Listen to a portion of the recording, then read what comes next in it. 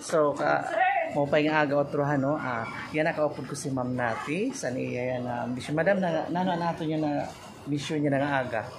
No, tigang palaki diri sa General Hospital, kasi atong gindalaw, atong ginbisita si ang pasyente nga si Miss Rosalinda Cruz, yung pasyente.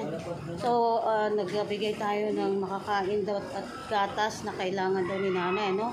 So, kailangan niya po ng dugo, yung findings ng doktor ay isang kidney daw ang sakit ni nanay. So, nung pagsugod daw ng asawa dito sa hospital, hindi po nakakalakad si nanay. Pero nung sinalina na ng dugo, ayan, medyo nakalakad-lakad na daw ng si Nanay Rosalinda, no?